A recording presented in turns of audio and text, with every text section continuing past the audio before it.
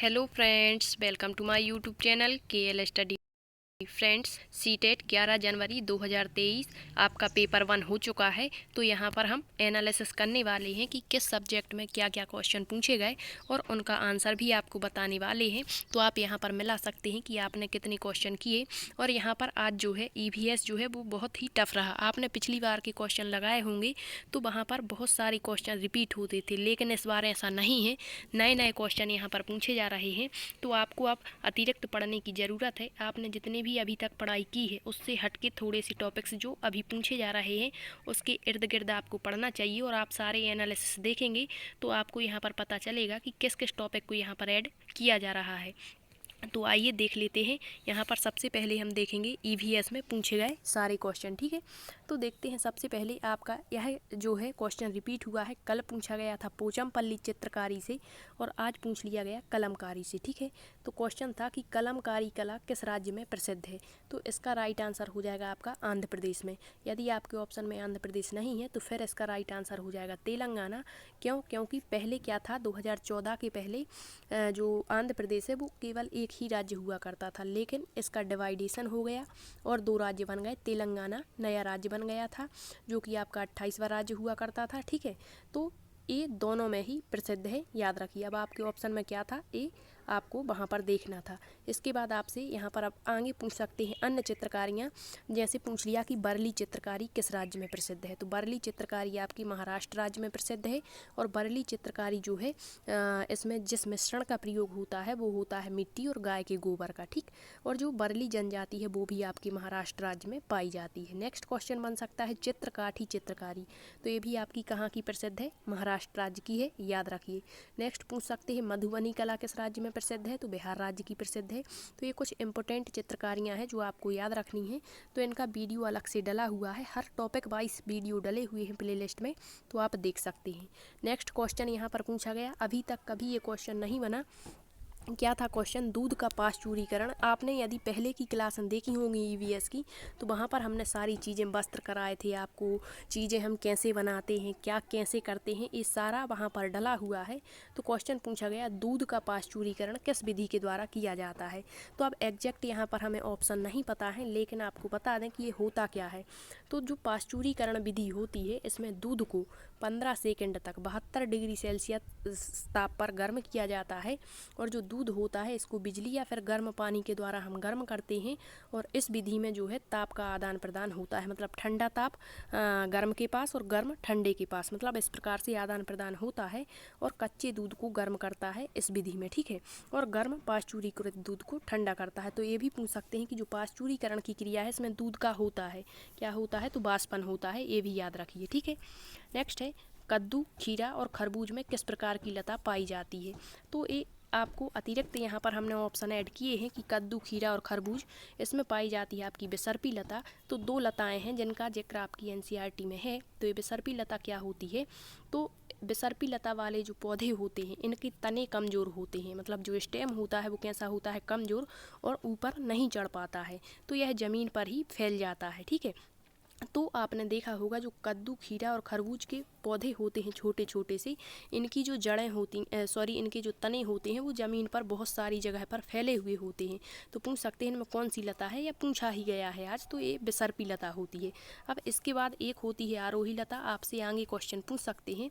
तो ये भी याद रखिए, जो आरोही लता है ये भी कमज़ोर तने वाले पौधे होते हैं, इनके भी तने कमज़ोर होते हैं, लेकिन इनको यदि हम सहारा दे दें, थोड़ा सा आसपास कुछ मतलब झकड़े टाइप के यदि लगा देते हैं तो इनके सहारे ये ऊपर चढ़ जाती हैं। तो इनमें होती है आरोही लता।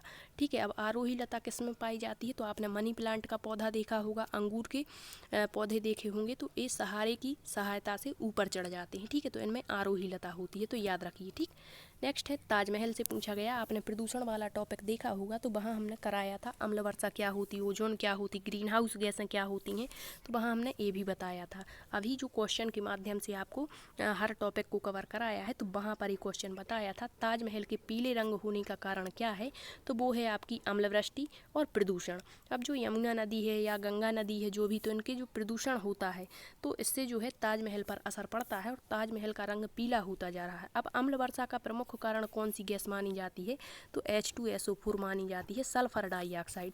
तो अब क्वेश्चन क्या था आपका, एग्जैक्ट पता नहीं है, लेकिन जो ताजमहल है यदि आपसे पूछता है कि इसके पीले होने के लिए प्रमुख जो सबसे प्रमुख गैस उत्तरदायी है वो कौन सी है, तो वो H2SO4 है, क्योंकि यही अम्ल वर्षा की मतलब प्रमुख गैस मानी जाती है। नेक्स्ट है आपका बुंदेलखंड का फुर्तीला नृत्य कौन सा है। तो अब आपके ऑप्शन में क्या था, आप यहाँ पर देख सकते हैं, इनमें से यदि कोई ऑप्शन था तो आप वहाँ पर टिक लगा सकते थे। बुंदेलखंड का इस बार थोड़े से हटके क्वेश्चन पूछे जा रहे हैं। पहले पूछ लेते थे मैचिंग के रूप में असम बिहू, ठीक है, पोंगल तमिलनाडु, उगादी आंध्र प्रदेश, लेकिन इस बार ऐसा नहीं है। पूछा है बुंदेलखंड का फुर्तीला नृत्य कौन सा है। तो आप लूसेंट पढ़ेंगे तो वहाँ पर ये सारी चीज़ें दी गई हैं, तो आप एक बार सारे नृत्य पढ़ करके जाएं। तो यहाँ पर बुंदेलखंड के नृत्य हैं बधाई नृत्य, वरेदी नृत्य, होली नृत्य, राई, जवार नृत्य और नौरता। ये सारे बुंदेलखंड के नृत्य हैं, ठीक है। नेक्स्ट है आपका खमीरीकरण से क्वेश्चन पूछा गया, जो फर्मेंटेशन होता है आपका ये क्या होता है। तो खमीरीकरण क्या है, तो इसका डिटेल देखिए थोड़ा सा। जीवाणु और एंजाइम की उपस्थिति में जो जटिल कार्बनिक पदार्थ हैं उनको धीरे धीरे सरल पदार्थों में बदला जाता है इसमें, ठीक है। और खमीरीकरण की क्रिया के द्वारा पोषक तत्व जो होते हैं आपके उनकी मात्रा में वृद्धि हो जाती है और स्वाद में नवनीयता आ जाती है, मतलब स्वाद इनका बढ़ जाता है। तो यही कहलाता है आपका फर्मेंटेशन, खमीरीकरण, ठीक। नेक्स्ट है पूछा गया संघ शासित प्रदेश है, तो मतलब थोड़ा सा आपका पैटर्न पिछला भी है, लेकिन इस बार थोड़ा इन्होंने बदलाव किया है। कौन सा एक संघ शासित प्रदेश है, तो आपको पता होगा कि वर्तमान में हमारे भारत में 8 संघ शासित प्रदेश और 28 राज्य हैं। तो संघ शासित प्रदेश और 28 राज्य आपको अच्छे से हमने बताए हैं, सारी आपकी राजधानी कैपिटल्स भी बताई हुई हैं। तो यहाँ पर आप देख रहे हैं लद्दाख, लद्दाख आपका क्या है, एक संघ शासित प्रदेश है, जबकि बिहार, असम और उत्तर प्रदेश ये आपके क्या हैं, राज्य हैं। तो याद रखिए, ठीक है। लद्दाख और जम्मू कश्मीर, जम्मू कश्मीर पहले राज्य था, लेकिन 2019 में इसका डिवाइडेशन किया गया और लद्दाख और जम्मू कश्मीर 2 अलग अलग यूनियन टेरिटरी आपके बन गए हैं, ठीक।